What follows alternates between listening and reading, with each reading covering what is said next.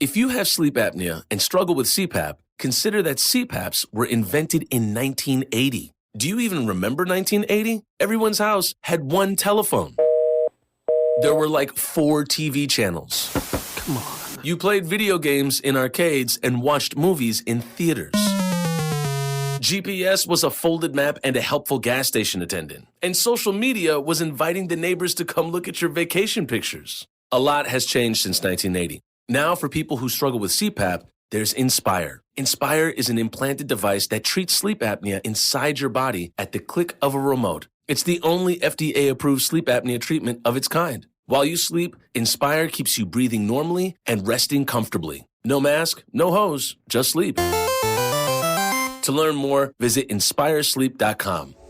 Inspire, sleep apnea innovation. Inspire is not for everyone. Talk to your doctor to see if it's right for you and review important safety information at InspireSleep.com. This podcast of the Gamecock Central Takeover Hour presented by Firehouse Subs is sponsored by AAA Heating and Air. The premier HVAC company in the Midlands is growing. Are you a top HVAC technician? AAA Heating and Air is looking for dedicated applicants to fill their fast-growing service department with top-notch HVAC technicians. If you're the best, then they want you. If you're ready to stop working and start a career, you can earn up to $100,000 plus a year at AAA Heating and Air. Quality candidates will have at least 2 years experience and a good driving record. Benefits include top industry salaries, commission on service and unit sales, set call limits, company-provided take-home vehicle and gas card, company-provided cell phone and tablet, health, dental, and vision benefits, 401k retirement plan with company match, and scaled PTO based on length of service. Contact Roy and Dana Finley at 803-677-1500 or check out their job postings on Facebook or ZipRecruiter. AAA Air when you need us. AAA Heating and Air. It's the Gamecock Central Takeover Hour with Chris Clark, Wes Mitchell, and Tyler Head on your home of the Gamecocks in Columbia. 107.5 The Game on 100.3 The Game in Myrtle Beach and 100.5 The Game in Florence.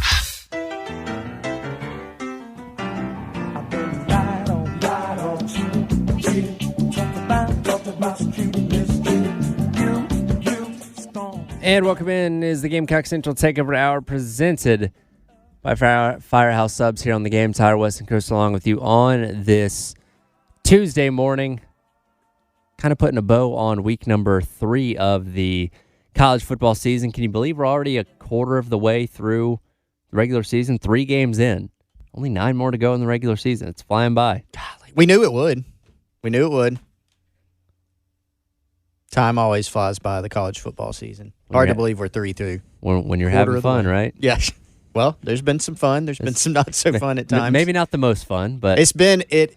One thing we always say going into the year: don't necessarily know how it's going to play out. It's going to be a roller coaster.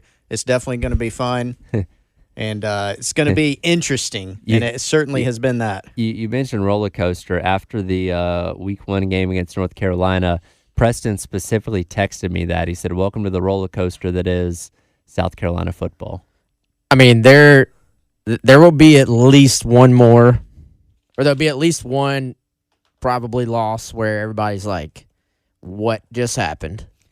And there'll probably be at least a win or two where everybody's like, this is the best team in the universe. So, I mean, that is, and it's not just South Carolina, that is college football in general, but I think that's what happens, too, when you have a team that's kind of, somewhat similar to most of the teams left that they're going to play. Obviously, I still think a good bit of what we saw against North Carolina was somewhat like game 1 stuff. Like, I give North Carolina credit. I think they were just a little bit further along than South Carolina at the time.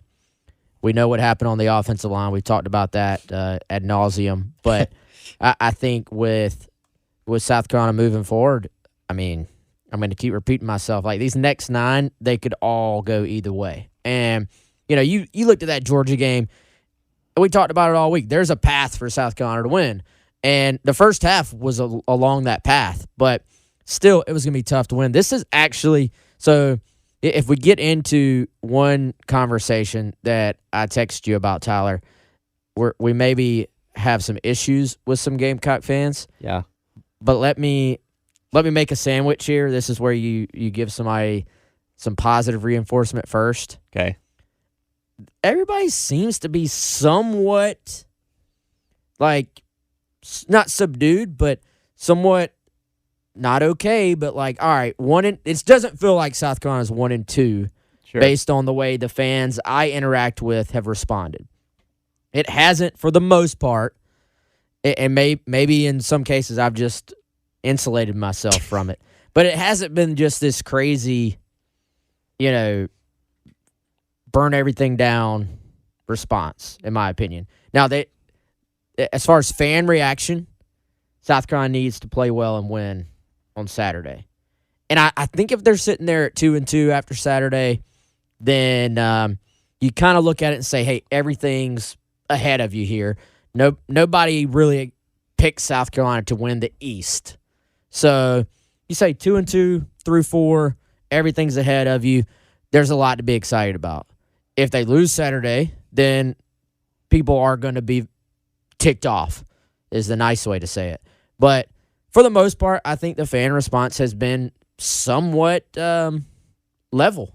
The difference in the season so far has been that USC has lost a toss-up game, basically. I don't think any Gamecock fan was saying, man, if you don't beat Georgia, like, there's something wrong. That's not really realistic, right? And sure. You could be upset about that game. That makes sense because especially you showed you were there. Like, it's a missed opportunity. We've discussed all that. You beat Furman. So what did we say coming into this season? You're going to have a lot of games that are close to toss-ups. Some you're going to be favored in, like Mississippi State. Some you probably won't be favored in, like just throwing one out, like at Texas A&M. My guess is South Carolina's probably not going to be favored in that game. It's too early to know, but that's a guess. And there's others. All of them are going to be close. I don't see any other game on the schedule where South Carolina is going to be a 27.5 point underdog. They're certainly not going to be a 27.5 point favorite over anybody except maybe Jacksonville State. That's about it, right? So the difference so far has been they've lost one toss-up game. What comes of the rest of this season is going to be what they do with the rest of these games. Like you said, Wes, you've got a bunch of teams that are pretty close. This isn't a year where you go, man, I think Clemson is just light years better than South Carolina. There's been that in very recently. Not Clemson will, they might be favored. They might be a better team. It won't be a might huge... be favored. Yeah, they might be favored. Based on what we've seen so far, I mean... Yeah. They might be. Definitely might be a toss-up. Right. It's closer to toss-up territory is my point. Like, go up and down the schedule, there are tons of toss-up games, and so the difference is going to be what can South Carolina do, with the rest of those. They've lost one, and they are where they are. Other than that, I don't know if we can make a grand, bold statement about what this team is just yet. I mean... You look at some of the games we would have circled as being the toughest, and obviously, right now, Georgia is that game. Well, A&M came in with all this sort of, I would almost say, unearned hype, and now the seed is hotter than ever over there. So A&M on the road, like A&M would be favored right now, but would it be by more than what South Carolina's favored over Mississippi State right now as now a 6-point last I saw. Yeah. Line favorite. Would they be favored by more or much more than that? They wouldn't be an overwhelming favorite. Yeah, it wouldn't be overwhelming. I think we've learned these past couple seasons with A&M, you never know which team you're getting on a week in and week out basis because they can go out there and play Alabama to the limit and then get, blown out by LSU or something like that. So you never really know. And like I said, I doubt that South Carolina will be favored going into Kyle Field, but I don't think it's going to be an overwhelming thing like you had this past weekend. Yeah, Tennessee doesn't look like the, they were, I thought Tennessee was a true, before South Carolina did what they did to them last year, they were a true college football playoff contender. Like, yeah. Even with what South Carolina did, I don't think they were a pretender last year. Like, that was a good to really good Tennessee team. For sure. They have some issues, at quarterback. They haven't had that run threat that they had last year with Hooker. They've had issues getting open at wide receiver. I think they missed Jalen Hyatt. That game, I came into this year, sorry guys. I came in this year saying, look, Tennessee kind of dominated South Carolina in Knoxville year one. South Carolina returned the favor in year 2. I came in saying that feels like a tough game for South Carolina to win in Knoxville. Sure. Now I'm sitting there saying, dude, that's very winnable for South Carolina. Like that to me is a toss-up. Tennessee probably has a home field advantage built into the line. They're probably slightly favored, but true toss-up territory there for me as well. Well, it's funny because I think the opinion going into the season was, that Tennessee game's probably going to be tougher, and you felt pretty good about playing Florida at home. That's kind of flipped a little bit because we saw what Florida was able to do, especially running the ball Saturday against Tennessee, and with South Carolina's difficulty in stopping the run, it's like, wow, this Florida game looks like a tougher matchup. Now, going on the road to Neyland's still going to be hard by all means, but you feel like maybe you have a better shot at beating Tennessee as opposed to Florida now. Which, we always talk about it. You kind of gain information as the season goes along. Teams aren't what you thought they were on paper, and it'll shift again as the season goes along. Some of these teams will get hot. We'll figure some things out. Some of these teams will have some key injuries and go the other way. So, it's a lot of season left to be played. And, I think for South Carolina, though, going into this week, like this is a game you should win. Like at home, at night. It's not going to be easy by any means. Those are two different sentences. It's not easy to win games in the SEC. Mm-hmm. And, it's not a guarantee South Carolina will win, but on paper, this is obviously one they need. And, I think you have to give them the edge, at least with what we know about Mississippi State so far. We'll continue to dive into them and their team as the week goes on. And for a defense that's looking for a reprieve, and like you said, Wes, there's no relief. There's no like break. There's get to go play Mississippi State. Like it's not an easy proposition, despite them not being, so far a dominant team. But in year 1, Mississippi State having some struggles offensively, and they hired a guy in Kevin Barbay that came in with a really good reputation. But this actually came from Josh Pate. He tweeted this out on Sunday. So Mississippi State's last game against LSU, they went 11 straight plays with 0 or negative yards. So they've had some struggles offensively. They've had some struggles defensively. Mississippi State lost a good bit in the portal. You're breaking in an entirely new offense, going from Mike Leach's, air raid system to what they're running now. Which has had success at App State, but it is a new offense, and so that creates some questions, some differences. You have a different, head coach and coaching staff. So this is not an easy opponent, but this is kind of what you need if you're South Carolina. You wouldn't want to go play North Carolina, Furman, Georgia, and then let's say, all right, time to hit the road, go to Texas A&M, or time to, go down to Tennessee or whatever it may be.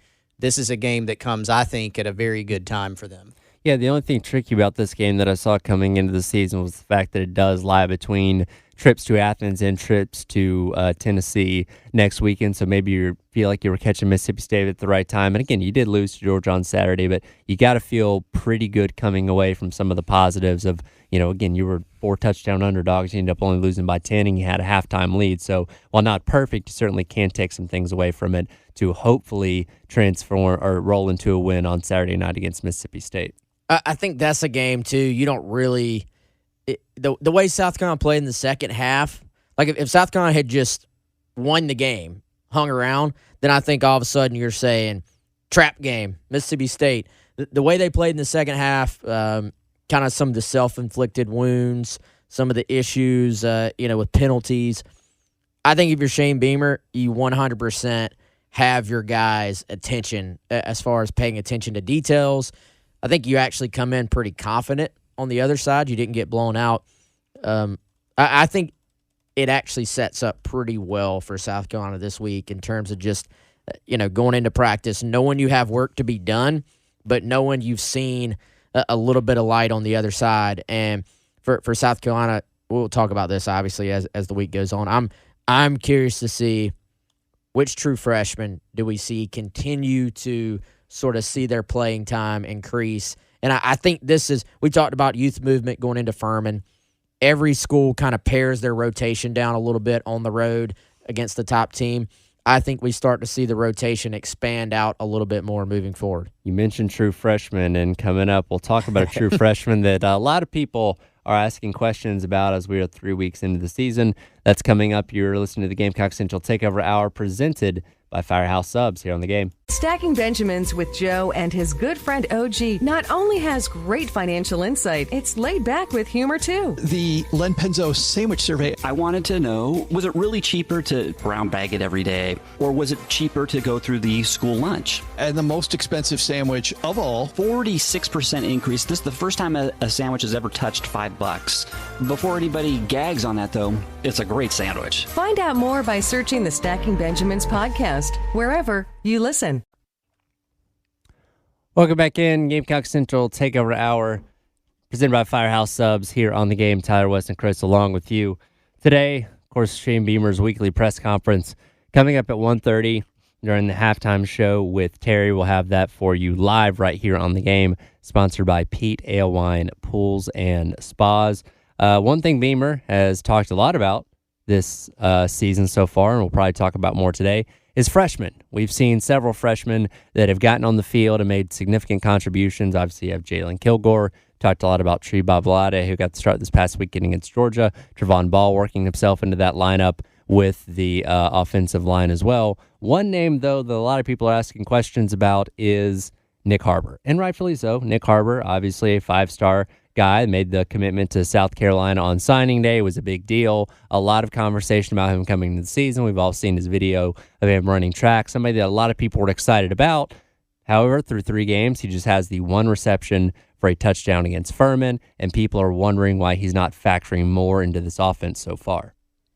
Yeah, I mean, I think we could have recorded this conversation 7 months ago, because, it was obvious unless Harbor just somehow jumped onto the scene and had a huge start to his career that this conversation was going to take place.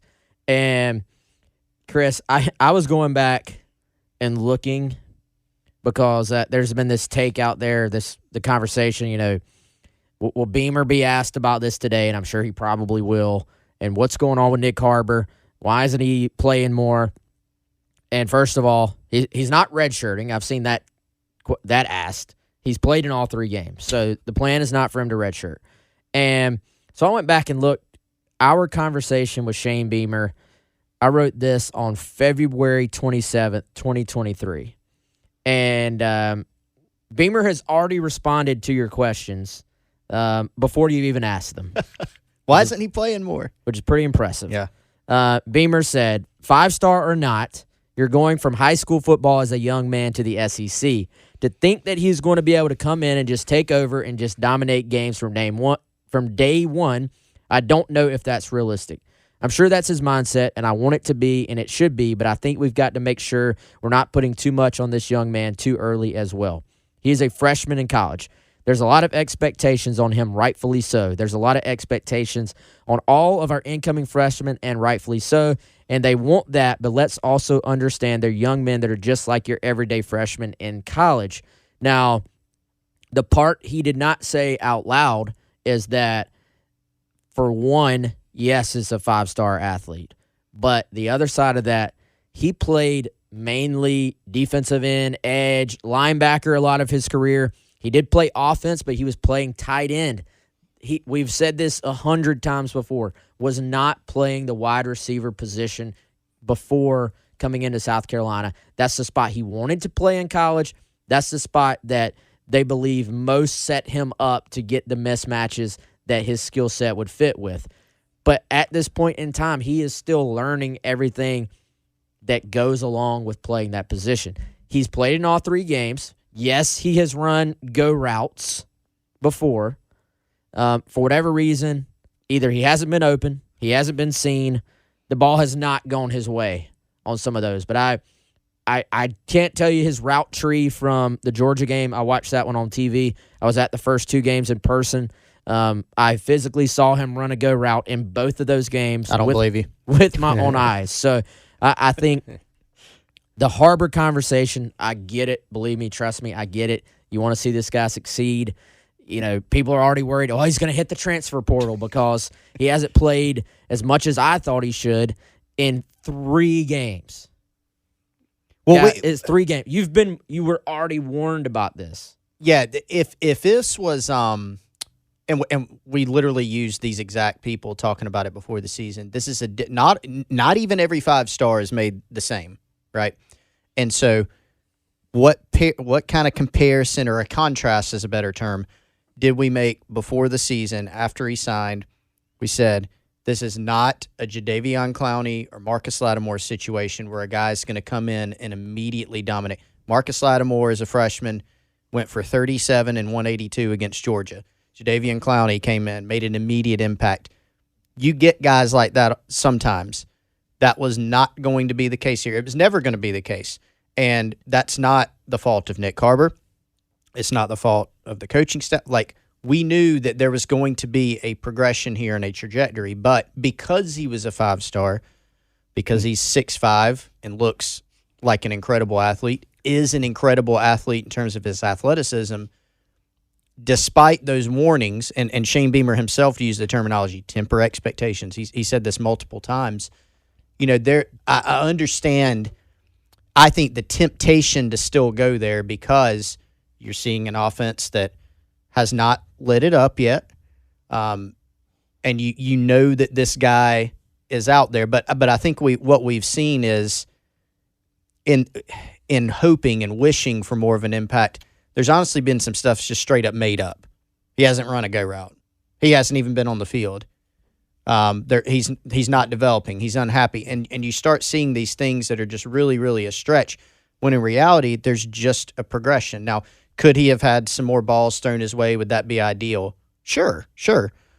But I don't think we're all sitting here shocked through 3 games that he doesn't have, 10 touchdowns, right? I mean, it's just there was no expectation that would happen. I asked this question to Colin earlier. If Juice Wells is 100% healthy and has not been banged up through these first 3 games, so obviously we've seen Xavier Legette play really well in spite of that. If we have these 2 viable threats in Juice Wells and Xavier Legette on both sides of the offense there, are we talking about Nyck Harbor as much? Are people asking these same questions? Or is it this want that, hey, Juice Wells isn't playing right now, let's see if Nyck Harbor can jump up and be that guy, and he's obviously not been up to that point.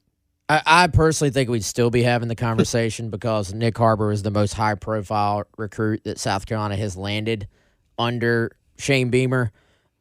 But also, again, all this, like, you could see the future with this. And, Charles Power, who handles the recruiting rankings on On3, we talk about him fairly often. Charles is an absolute stud at his job. You can go back February 16th. He was on our podcast. And Charles was also talking about all the things that made him a 5-star, which we all know about. He's a 5-star prospect for a reason. He's a 5-star human being as well. Power said, again, quote, "I think with South Carolina, it's important to note he is a very high upside prospect. When you think of a conventional 5-star, his upside is probably higher than many, but he's going to need time to develop. He's a developmental type. I would not expect like a Jadeveon Clowney type of deal where this guy comes in as a freshman and is just immediately ready to go. Now, he could be, and I think this is where if you want to make a little case, I get it. He could be in a specific role, but I think it's important to kind of temper those expectations. But he's one where there's just so much natural ability. So everybody has been warned. Now, I think, like we've talked about with all the other freshmen, Chris, you're going to see them continue to try to bring these guys along, continue to create roles for them.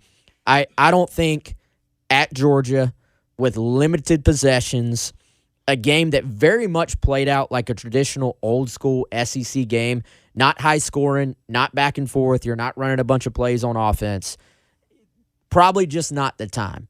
I continue to think as the year goes on, as you get more and more possessions, as the kids get more and more comfortable, you're going to see all these freshmen we've talked about continue to see their roles grow. I would even dare say you're going to see Nyck Harbor on a go route, get a ball thrown his way at some point in the next few weeks. And people will probably say, I knew they should have done that. But I just think we got to relax on this one. And it's out of fairness to him as well, honestly. Let Harbor come along at his own pace and then go from there. Absolutely, and we'll certainly have plenty more to talk about with Harbor as the season goes along. We'll see what his development ends up being. We turn our attention now to Mississippi State for this upcoming weekend. We'll continue to dive into them as the week goes along. This is a very interesting team as far as the series with South Carolina goes. We'll talk about some key moments between the Bulldogs and the Gamecocks coming up. You're listening to the Gamecock Central Takeover Hour presented by Firehouse Subs here on the game. You loved Lala Kent on Vanderpump Rules. Now get to know her on Give Them Lala. I feel like I have friends in this camera. I know. I love that you're looking at the camera. No, you do have friends. No, I know. Anyone I feel watching like they're you. all here. Yes. We're all just like hanging out. Ocean's very into thumbs up right now. She's like this in her face. Thumbs up. We do it all the time. She loves that face. I love that. Give one to your friends. Watch what Lala is talking about on YouTube or search for Give Them Lala wherever you listen. Welcome back in. Gamecock Central Takeover Hour presented by Firehouse Subs. Here on the game, Tyler, Wes, and Chris along with you on this Tuesday. Of course, Gamecocks and Mississippi State coming up on Saturday night, 7:30. Game can be seen on the SEC Network. And, of course, we have all the coverage for you right here on the game, starting with Gamecocks Game Day.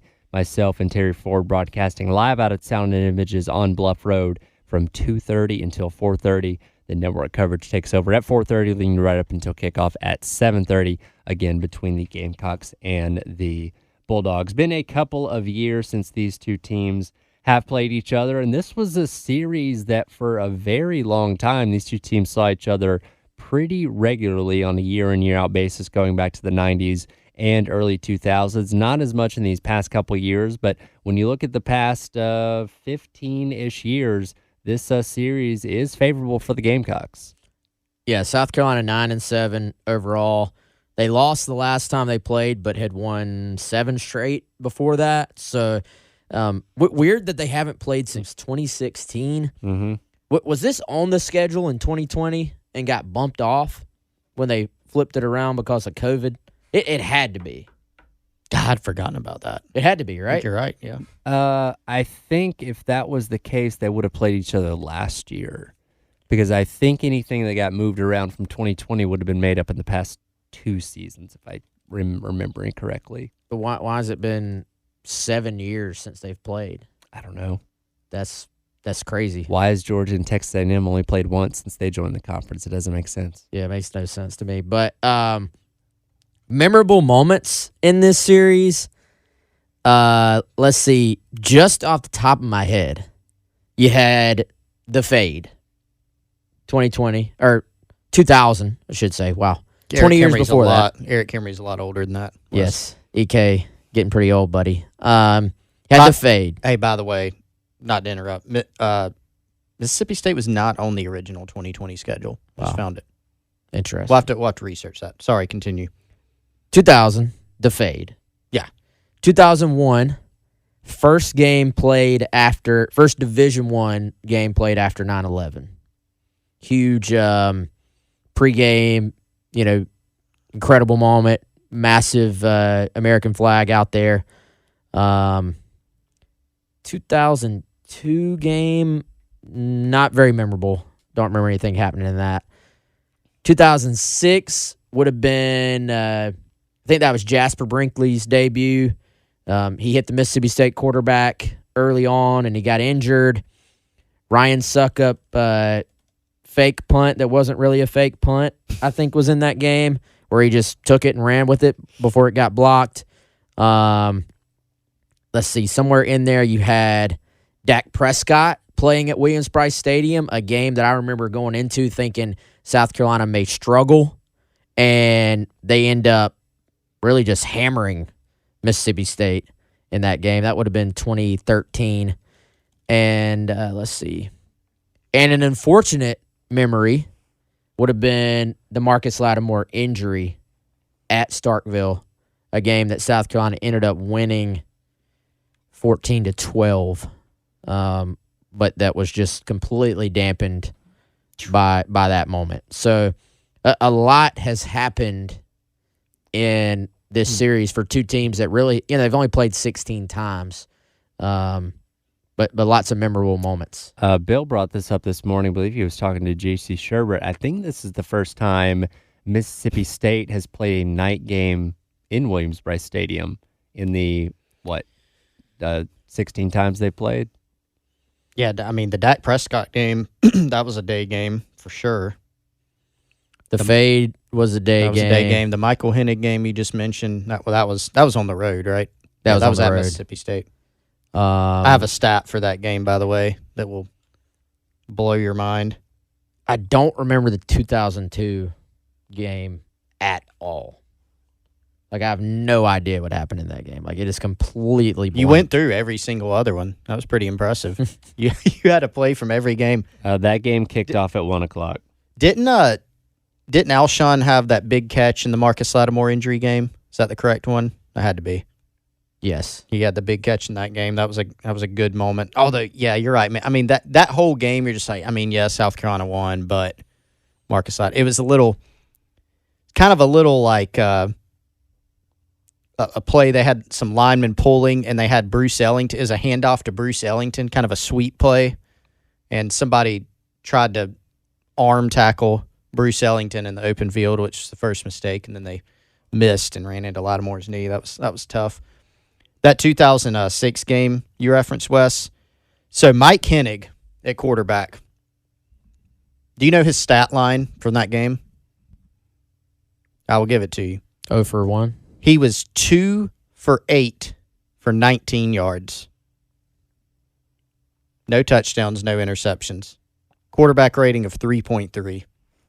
Well, in his defense, he was injured pretty early, right? But there's no, unless, I mean, surely they're just missing some quarterback stats here, because the only thing that they have on this stat line, yeah, they're missing a quarterback here. They've got 8 for 23 in total, and apparently it was just a ghost that did it. But yeah, he did get injured in that one early. But Mike Hennig, he was a... So I forgot that name. I'm looking at this on Mississippi State's website. Trey Rutland went 6 of 15 for 63 yards. Definitely don't remember him. Yeah. Yeah, Trey didn't fare much better once he came in the game. That was an ugly game, but South Carolina was completely dominant defensively, I remember. Wasn't there a double pass to Corey Boyd? Yeah, there was a double pass in that game. Or a halfback pass or something. Yeah. That was his famous I'm back. Can't say the rest. Yeah, I won't say the rest. But it rhymes. Yeah. So yeah, it's been an interesting series. I really it stinks that this is not a Mike Leach led Mississippi State team coming into Williams-Brice. For obvious reasons. Like that would have been pretty awesome. One of my favorite coaches ever to just follow. A guy that did it his own way, obviously. And, obviously had a very unique scheme and way of doing things on offense as well. And we'll certainly dive more into the specifics of Mississippi State and what they do as the week goes along, we get closer to this game. But the sense I'm getting from Mississippi State fans, the jury's still very much out on Arnett as a head coach. And look, he didn't ask to be the head coach, kind of got thrust in the role with Leach's untimely passing, and it doesn't seem like they're too thrilled with what he's done through 3 games necessarily. Well, and I think, when you're a first-time head coach, and we got to watch up close as Shane Beamer, who was probably as prepared as anybody you've ever seen to step into that role. There are going to be growing pains when it's your first time doing it. And, Arnett is going through that right now. It is a bit of a trial by fire. And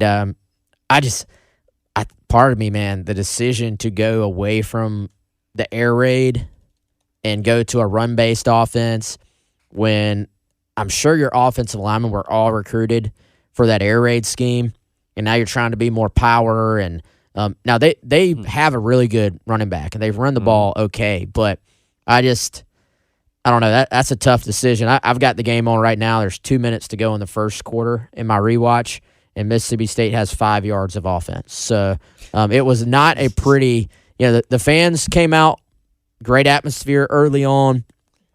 LSU, a team that obviously lost in week 1 to Florida State, comes out and just dominates the game from the start. So I get it. I get the frustration for Mississippi State fans. They lost some guys to the portal as well.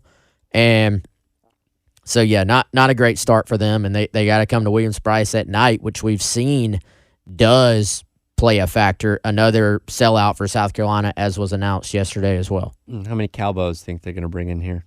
They're illegal. They're banned at the – well, it's been so long since they've played. I don't even know the rules on that, but I don't think you can bring them in. They're banned everywhere except Starkville. Okay. No, that was wild. So I went to the 2016 game.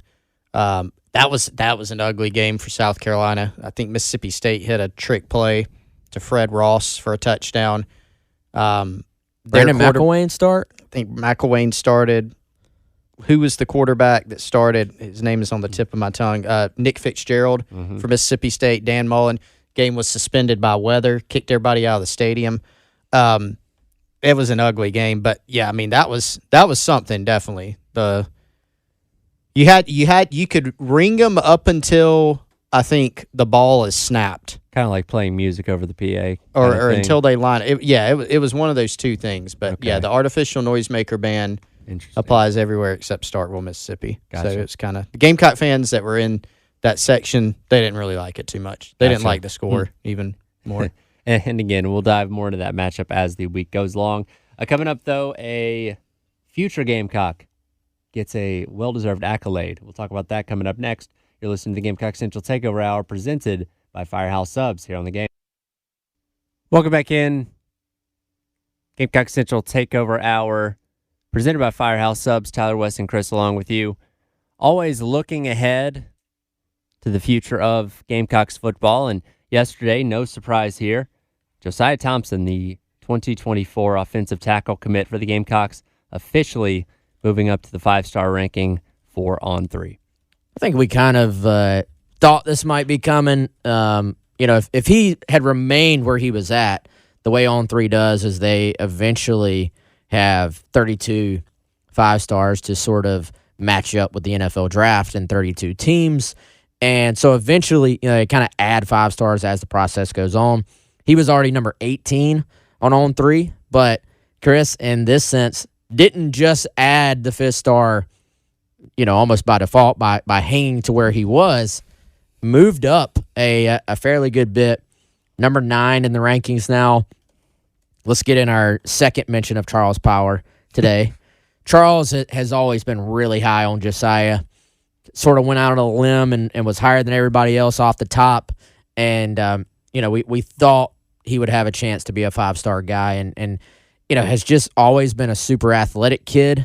But you look at the kind of before and after of him physically now from when the recruiting process started, a few years ago for him, just has really worked hard to add some weight, has physically matured, kind of has learned to turn it on the field as far as having like that ability to finish blocks and just kind of be mean on the field because he's a super, just nice kid off the field. And so Josiah, someone that I think is an early impact guy for South Carolina, and just another example of how well they've recruited on the offensive line for 2023 and 2024. Well, and we knew that it was going to be key for Shane Beamer. Any coach at South Carolina, you're not going to be able to sign 20 guys in the state of South Carolina every cycle. But when you have big-time guys, elite-level prospects in your state, you need to sign them. And they have done that this class. They've got the 3 top offensive linemen in the state. They've got Mazio Bennett committed. That's what you've got to do. And when Beamer first got to South Carolina, there were a lot of guys leaving the state. And I don't fault him or the staff for that, really. You're working on a timeline where you had guys already committed to other schools. You're working during COVID, right? It's tough to get in there and build those new relationships. But things have been building towards this class. And Josiah, Cam Pringle, Mazio, Blake Franks, these are guys they were able to have long runways with and get them on campus. So Josiah, great prospect. On3's individual rankings, as you said, Wes, number 9 in the country, number 2 offensive tackle in the country. And that should be music to Gamecock fans' ears, based on what we've seen. And you pair that with Tree Babalade, Trovon Ball, Marquis Anderson, Shivers in the last class, and you've put together now a couple back-to-back really good classes. Here's another thing to keep in mind, too. On3's number 1 offensive tackle nationally is Jordan Seaton, who plays his high school ball at IMG Academy in Florida, originally from the DMV area, where Shane Beamer's had a lot of success. Obviously, a lot of schools going after Jordan Seaton. Colorado's involved. They've been getting involved with about every big-time prospect. He's got the entire SEC, Florida State, et cetera, after him. But the Gamecocks could still draw an official visit from Jordan Seaton as well. Yeah, the visits have kind of bounced around there. All over the place. You know, it was, quote, locked in for an official visit at one point. Even at the time, we were kind of warned, like, hey, this thing could shift. But a guy to keep an eye on, a reason South Carolina has really focused in on Seaton, just a huge prospect and a big boy recruiting battle there. We'll see if South Carolina can get him in. Speaking of Colorado, did y'all see number 5 most watched game in ESPN history, and it started after Chris's bedtime? At 10 o'clock, didn't end until about 2:30 in the morning. Hey, I was up for the first quarter. What about the second quarter? Negative. No, I was out. I was out cold for that. Yeah, it was very fun, very entertaining game. The Colorado hype through the roof right now through 3 games. Think they'll come back down to earth a little bit in these next couple weeks, but as of right now, people like what they're seeing. Dude, if they beat Oregon this week, man, if they beat Oregon off the charts. Yes, that's going to be tough though. If they beat Oregon, Shedeur Sanders is at least getting an invite to New York, right? Yes, he may get one already. Anyway, I mean he's been fantastic. Yeah, he's been. He is really good. Yeah. Shout out to Sean Lewis as well. Kind of gets lost in the shuffle. A very good offensive coordinator that may end up being the head coach of Michigan State next year. Dion put together a good staff. Like people kind of like he put together a good staff. Dion's not dumb. He knows football. He knows what pieces he needed to be successful. Now they're not going to go 12-0 this year, more likely than not. But he's putting the pieces in place to be successful in the long run. I remember Shedeur visiting South Carolina with a camera crew. Way back in the day. I think Deion Sanders Jr. was part of his camera crew. He handles all the social media for Colorado. Yeah. But Shedeur, as like a sophomore in high school, I think, visited South Carolina, was out there at camp. I'm trying to think if he threw or not. It all kind of runs together. Right. It seems like he did. And obviously, it seems like a decade ago that Shiloh Sanders was at South Carolina. I was going to ask quickly, when Shiloh was in the process of being recruited, did you guys ever come across Dion at all? Saw him. Just saw him. Saw him. I gotcha. That'll do it for today's edition of the Gamecock Central Takeover Hour presented by Firehouse Subs. Again, Coach Beamer coming up at 1:30 with his weekly press conference brought to you by Pete Alewine, Pools and Spas. Halftime show with Terry coming up next here on the game. Afford Anything talks about how to avoid common pitfalls, how to refine your mental models, and how to think about how to think. If people are bringing a lot of hours to their work, there can often be a multitude of reasons for that. One might be that you over-identify with your work, which is internal, right? One might be that your bosses have a heavy expectations of you, and that's external. Another one, which is also external, might simply be that you need the money. Afford Anything, wherever you listen.